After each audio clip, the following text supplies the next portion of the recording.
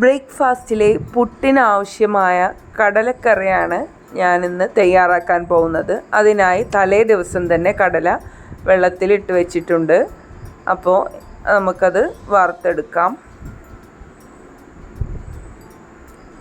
തലേ ദിവസം തന്നെ കടല വെള്ളത്തിലിട്ടാൽ നല്ല സോഫ്റ്റായി കിട്ടും.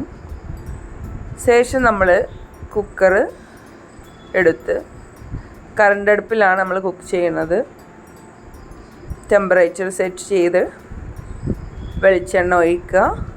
പിന്നെ ഞാൻ 2 വലിയ സവാള അരിഞ്ഞെടുത്തിട്ടുണ്ട്, അതിട്ട് വഴറ്റിയെടുക്കുക. വെളിച്ചെണ്ണയാണ് നമ്മൾ യൂസ് ചെയ്യുന്നത്. നന്നായി വഴണ്ട് വരുമ്പോൾ നമ്മളതിലേക്ക് വലിയൊരു തക്കാളി എടുത്തിട്ടുണ്ട്, അത് ചോപ്പ് ചെയ്ത് ആഡ് ചെയ്യാം. പിന്നെ നമ്മളിതിലേക്ക് ഇഞ്ചി വെളുത്തുള്ളി പേസ്റ്റ് ചേർക്കുന്നുണ്ട്. അതിന് ശേഷം വഴറ്റിയതിന് ശേഷം നമ്മൾ മല്ലിപ്പൊടി 1.5 ടേബിൾ സ്പൂൺ, മുളക് പൊടി 1.5 ടേബിൾ സ്പൂൺ, മഞ്ഞൾപ്പൊടി 3/4 ടേബിൾ സ്പൂൺ ഇട്ട് വീണ്ടും വഴറ്റിയിട്ടുണ്ട്. വേപ്പിലയും നമ്മൾ ആഡ് ചെയ്തിട്ടുണ്ട്. ഇത് നന്നായി വഴറ്റിയെടുക്കുക. ലോ ഫ്ലെയിം ആക്കണം, അല്ലെങ്കിൽ കരിഞ്ഞു പോവും. ഇത് വഴണ്ടതിന് ശേഷം നമുക്ക് കുറച്ച് മസാല ഇതിൽ നിന്ന് മാറ്റി വെക്കാം. ഇത് നമ്മൾ പിന്നീട് അരച്ച് ചേർക്കാൻ വേണ്ടിയിട്ടാണ്.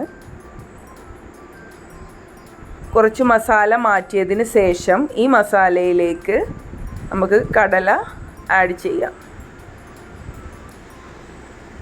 ഇനി കടലയിലേക്ക് ആവശ്യത്തിന് ഉപ്പ് ആഡ് ചെയ്യാം.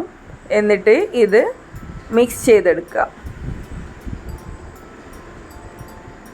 ഇത് നന്നായി മിക്സ് ചെയ്തതിന് ശേഷം നമുക്കിതിലേക്ക് വെള്ളമൊഴിച്ച് കുക്ക് ചെയ്യാം. ഒരു 4 വിസിൽ പാകത്തിന് കുക്ക് ചെയ്തെടുക്കാം. ആ സമയം നമ്മൾ മാറ്റി വെച്ച അരപ്പുണ്ടല്ലോ, അത് നമുക്ക് അരച്ചെടുക്കാം. അതിലേക്ക് ഒരു 3 ടേബിൾ സ്പൂൺ തേങ്ങ ചേർത്തിട്ടുണ്ട്. ഈ നമ്മൾ മാറ്റി വെച്ച മസാല ചൂടാറിയതിന് ശേഷമാണ് നമ്മൾ അരച്ചെടുക്കേണ്ടത്. അപ്പോൾ നമ്മൾ അത് അരച്ച് നമ്മളെ കടലക്കറിയിലേക്ക് ഒഴിച്ചു കൊടുക്കാം.